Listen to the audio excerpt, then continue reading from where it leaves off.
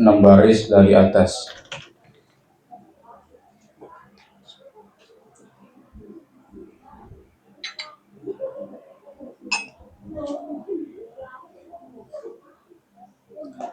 Halaman 24, 6 baris dari atas, perkara kelima.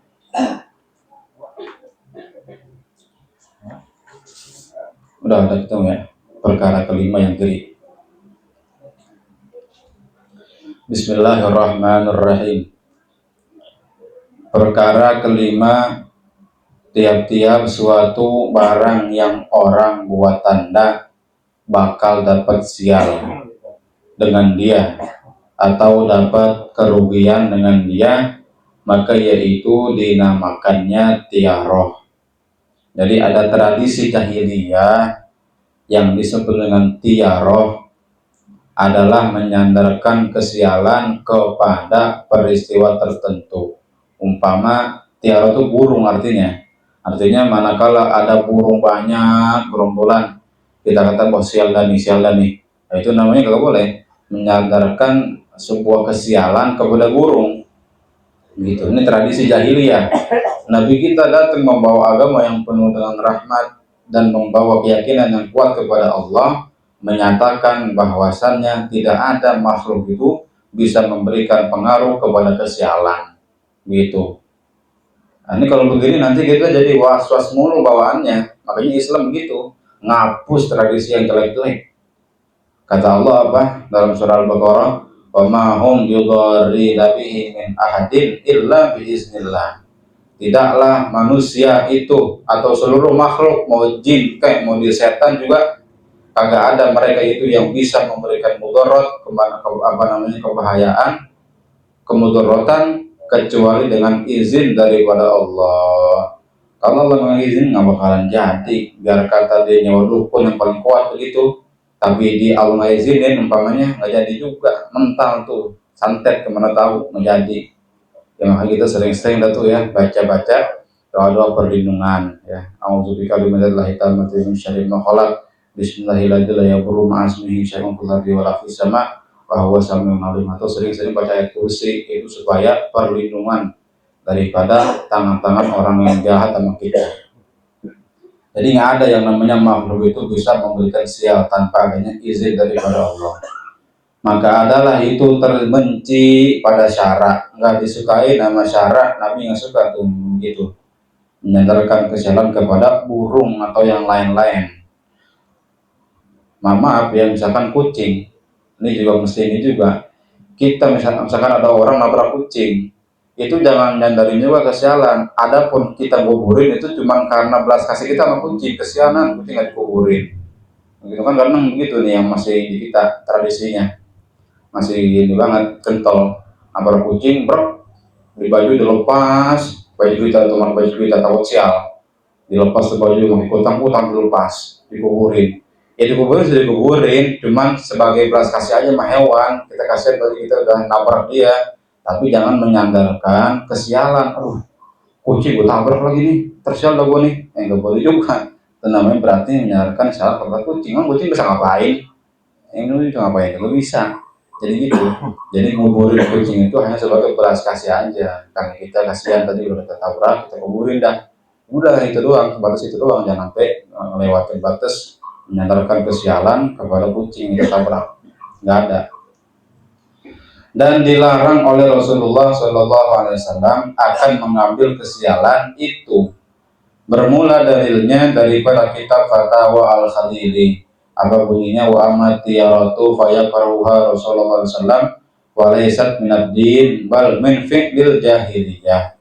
Artinya adapun itu tiarah maka dibenci oleh Rasulullah SAW dan bukan ia daripada agama, bukan ajaran agama, malahan ia daripada amalannya orang-orang kafir dahulu adanya atau perbuatan orang-orang jahiliyah. Dan dalilnya daripada itu kitab pula, waman tatayyara ahatat bihi nuhusatuhu waman ayaqana bi annahu la yadurru wa la yanfa'u illa billahi ta'ala lam yu'assir bihi syai'un. Artinya barang siapa mengambil sial daripada suatu barang maka niscaya berhubunglah naasnya padanya, dan barang siapa beryakin bahwasannya tiada yang memberi darurat bahaya dan tiada yang memberi manfaat, hanya Allah Ta'ala jua. Begitu, jadi hanya Allah lah yang bisa memberikan mudarat dan bisa memberikan manfaat kepada para hamba-hambanya. Dulu Sayyidina Umar bin Khattab tatkala melakukan tawaf di Ka'bah itu, beliau datang kepada Hajarul Aswad, yang ini nanti termasuk daripada rukun haji. Didatang dua Hajarul Aswad, menyatakan sikapnya, bukan berarti pengingkaran, bukan, cuma ngomong dong batu-batu. Apa kata Sayyidina Umar bin Khattab kepada Hajarul Aswad? Ya Hajar, wahai Hajar Aswad, inni a'lamu annaka hajarun la yanfa'u la tanfa'u wa la tadur. Saya tahu ente cuma batu gitu doang, benda mati. Itu kata Sayyidina Umar bin Khattab. Saya tahu kamu itu hanyalah batu biasa, tidak bisa memberikan manfaat dan tidak pula bisa memberikan bahaya. Terusannya kata Sayyidina Umar bin Khattab, walaula anni ra'aitu Rasulullah sallallahu alaihi wasallam yuqabbiluka ma qabbaltuka. Kalau aja bukan karena saya ngelihat Nabi nyium ente, saya nggak bakalan nyium ente. Ente batu gitu. Ente batu, bang, ente bisa berikan apa namanya manfaat apa saya? Ada. Kali gitu saya nyium ente, saya bisa jadi kaya gitu. Atau saya kali gitu saya nyium ente bisa apa namanya nggak terkena bahaya, kagak. Cuma batu biasa, Hajarul Aswad. Ini maknanya tadi sama juga kembalinya kepada wa mahum bidorri nabihi bin ahadin illa biiznillah. Tiada satu makhluk pun yang dapat memberikan bahaya kecuali dengan izin daripada Allah Subhanahu wa taala. Nabi Allah Isa, Allah kasih mukjizat yang banyak yang selalu berkenaan dengan kesaktian Nabi Allah Isa. Dia bisa menyembuhkan orang mati, bisa bikin burung dari tanah liat itu jadi burung. Itu ada di surah Al-Maidah. Apa itu mukjizatnya? Kata Allah, ya Isa, wa iz allamtukal kitaba wal hikmah wa tawrata wal injil wa iz takhluqu minat tini kahayati tayri bi izni.